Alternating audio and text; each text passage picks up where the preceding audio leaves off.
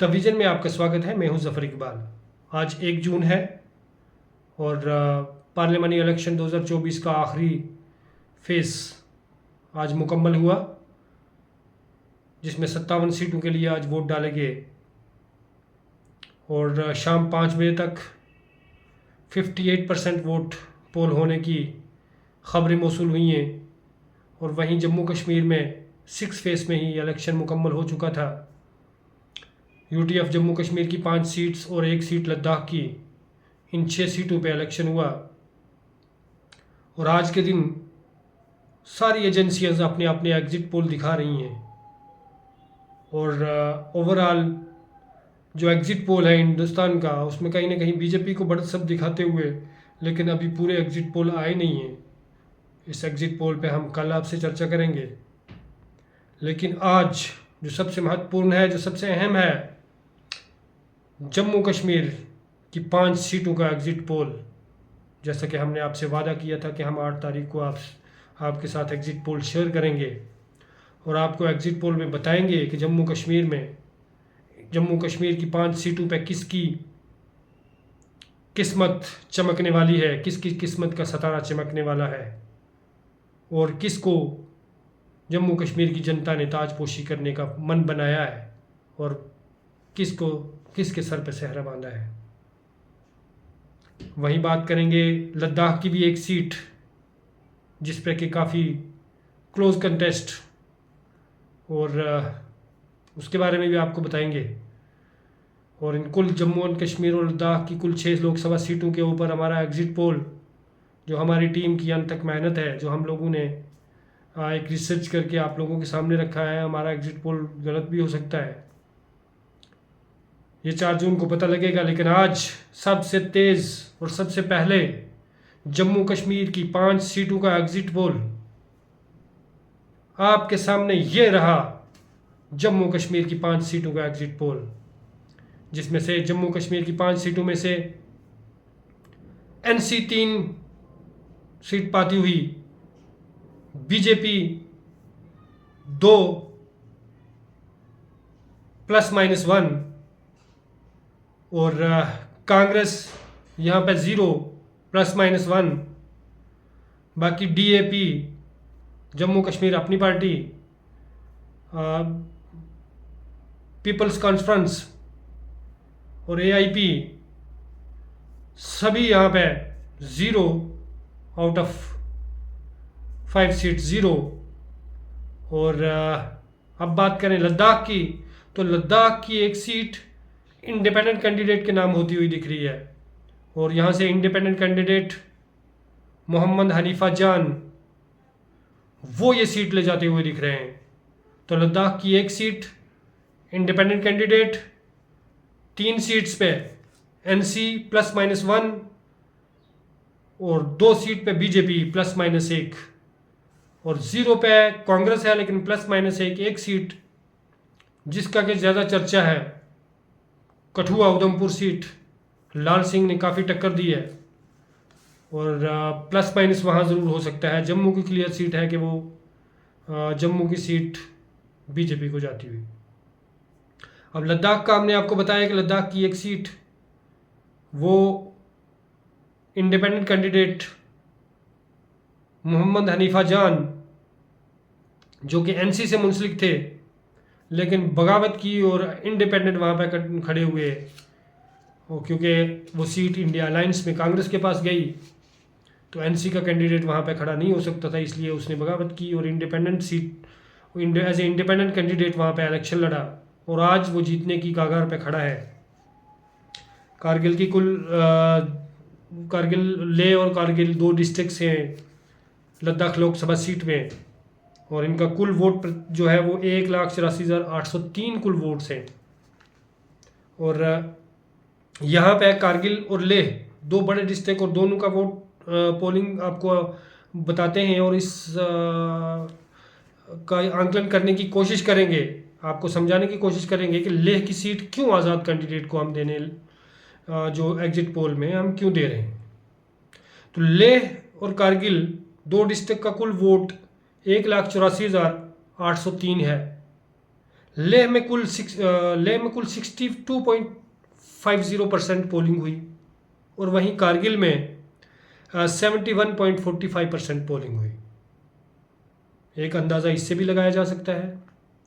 और दूसरी बड़ी बात कि यहाँ पे 3 कैंडिडेट्स इलेक्शन कंटेस्ट कर रहे थे, जिनमें बीजेपी, इंडिया अलायंस और इंडिपेंडेंट कैंडिडेट थे। बीजेपी की तरफ से ताशी गयालसन, जो कि एक नया चेहरा था, उसको यहाँ पे मौका दिया गया। वहीं कांग्रेस की तरफ से तसरिंग नामग्याल, उनको यहाँ पे मौका दिया गया, लेकिन क्योंकि कांग्रेस ने वहाँ एनसी को सीट नहीं दी, तो मोहम्मद हनीफ जान जो कि एनसी के थे, उन्होंने बगावत की और एज ए इंडिपेंडेंट वहाँ पे कंटेस्ट किया।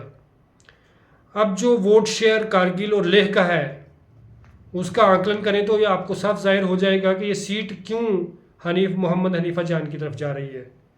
कारगिल लेह में कुल वोट पड़ा 60,344 और वहीं कारगिल में कुल वोट पड़ा 63,893, 63,893 वोट पड़ा कारगिल में, और लेह में पड़ा है 60,202 वोट्स।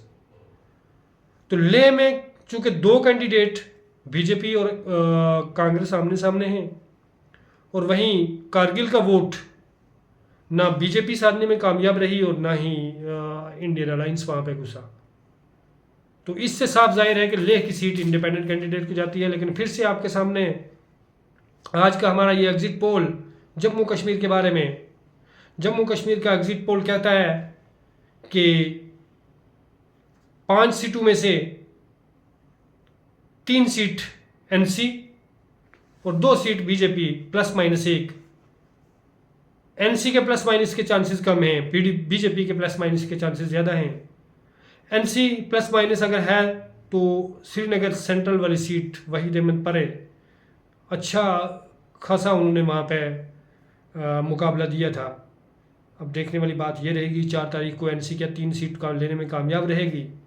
और हमारा ओपिनियन पोल जो कि अनंतनाग रजौरी लोकसभा सीट के ऊपर भी था, उसमें भी एनसी को बरतरी मिलती हुई दिख रही है। बारामूला वाली सीट पे काफ़ी क्लोज कंटेस्ट था, लेकिन वहाँ पे पीसी उम्मीद से कम वोट वहाँ पे लेके आई, क्योंकि जो उम्मीद थी कि पीसी शायद इसमें बाजी मार जाए, जहाँ एआईपी और एनसी की टक्कर में कहीं पीसी बाजी ना मार जाए, लेकिन मुझे लगता है वहाँ पीसी कहीं नंबर 3 पे रहने वाली है। नंबर 2 पे वहाँ पीडीपी या इंजीनियर रशीद आने वाले हैं। लेकिन कांग्रेस ने वहाँ पे चूँकि अच्छी बढ़त बनाई, उमर अब्दुल्ला खुद वहाँ पे लड़ रहे थे, तो बारामूला के लोगों ने हमारे ओपिनियन पोल के, हमारे एग्जिट पोल के मुताबिक बारामूला के लोगों ने उमर अब्दुल्ला को चुना है। अब 4 तारीख को ये सारी बातें साफ और शफाफ हो जाएंगी कि किसको कितना वोट मिला है। लेकिन आप सब लोगों से एक अपील कि ये हमारा काम है या ये हमारा शौक है, एग्जिट पोल कुछ लोगों से बात करके, कुछ ज़मीनी डाटा की जो उसकी जांच पड़ताल करके हम लोग आप लोगों के सामने एग्जिट पोल दिखाते हैं। इसे किसी को हताश होने की ज़रूरत नहीं है। ग्राउंड रियलिटी वो डिफरेंट भी हो सकती है, ज़रूरी नहीं है हमारे मुताबिक हो, लेकिन ना ही हम किसी पार्टी से मुंसलिक हैं और ना किसी शख्सियत से।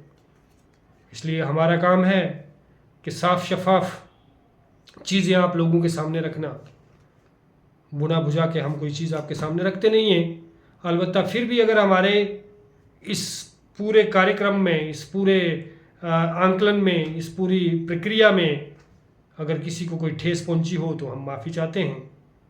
हमारा हरगिज़ ये मकसद नहीं कि किसी को ठेस पहुंचाई जाए या किसी के जज्बात के साथ खेला जाए। हाँ, हम कोशिश ज़रूर करते हैं कि एक सही और सच्चा आंकड़ा आप लोगों के सामने पेश किया जाए। बहरहाल 4 तारीख में कोई बड़ा दिन दूर नहीं है। आज 1 है, 3 दिन का और वक्त है, 2 दिन का, बल्कि 2 दिन का और वक्त है। 4 तारीख को सारी पिक्चर साफ हो जाएगी आप लोगों के सामने। हमारे भी दावे चाहे खोखले हों या वो आप लोगों को सब पता लग जाएगा। लेकिन आपसी प्यार भाईचारा बढ़ाए रखें, यकजहती और मजबूती के साथ अपने एरिया की आवाज़ बुलंद करें, डेवलपमेंट के लिए आवाज़ उठाएं, ताकि जो हम हर बार रोते हैं कि डेवलपमेंट नहीं होती नहीं होती नहीं होती, एक बार यकजहती के साथ मिल के ज़रा सामने तो आइए, डेवलपमेंट कैसे नहीं होती है आप ज़रूर देखेंगे। हम लोग सिर्फ कास्ट बेस पे लड़ेंगे, हम लोग सिर्फ कबीला बेस पे लड़ेंगे तो हमारा हशर वो दिन दूर नहीं है कि ऐसा होने वाला है कि ख्वाब में भी नहीं सोच सकते आप। अगर यकजहती से और ईमानदारी से ज़रूरत को मुद्दा बना के लड़ेंगे तो मुझे लगता है वो दिन दूर नहीं है कि हमारे पुंछ रजौरी में रेल क्या मेट्रो भी चलेगी और जो यहाँ पे हवाई जहाज़ हवाई सफ़र भी होगा, एयर एम्बुलेंस भी होंगी, बड़े सारे मुद्दे हैं। आइए आप सब लोग इकट्ठे तो होइए, मुद्दे अपने आप सॉल्व होते हैं। ईमानदारी से इकट्ठे हो जाओ तो कोई भी ऐसा काम नहीं है जो ना हो सके। लिहाजा मेरी आप सब लोगों से अपील, इलेक्शन आज ख़त्म हुए, 4 को रिज़ल्ट आ जाएंगे। जिसने पार्लियामेंट में जाना है, जिसकी किस्मत में लिखा है, वो पार्लियामेंट में जाके बैठेगा। और मैं आपसे दावे के साथ कहता हूं कि हम लोग जो लड़ाई करते हैं कि वो मेरी बात करेगा, वो नहीं करेगा, वो ये करेगा, तो ये चीज़ें मैं आपके सामने हो जाएंगी। कौन कितनी बात करता है, कौन कितने काम करता है, हम 1 साल के बाद बिल्कुल भूल जाएंगे। लेकिन फिर से जब 5 साल के बाद इलेक्शन आएगा, फिर से वो कौमियत का जिन, वो कबीलाबाजी का जिन, वो फिर बाहर निकल आएगा। इस जिन का इलाज करने की ज़रूरत है, ताकि हम सब लोग इस कौमियत के जिन से, इस फ़िरका परस्ती के जिन से, इस गुज्जर पहाड़ी के जिन से, इस हिंदू मुसलमान के जिन से ताहयाती छुटकारा पा लें और मिल के पुंछ रजौरी की तरक्की और तामीर के लिए काम करें। एक बार फिर आप लोगों से मुआज़रत चाहते हैं अगर किसी का हमने दिल दुखाया या किसी से कोई किसी के बारे में गलत बोला, लेकिन आप लोगों की बहुत बहुत आप लोगों का शुक्रिया भी कि आप लोगों ने हमारे प्रोग्राम को सराहा, आपने हमारे वीडियोस देखे, और आप लोगों का बहुत बहुत शुक्रिया। ओवरऑल इंडिया का जो एग्ज़िट पोल आएगा उसके बारे में भी खुलासा कल आपसे ज़रूर, कल 8 बजे फिर आपसे मुलाकात होगी। तब तक के लिए इजाज़त दीजिए। खुदा हाफिज़, शब बख़ैर।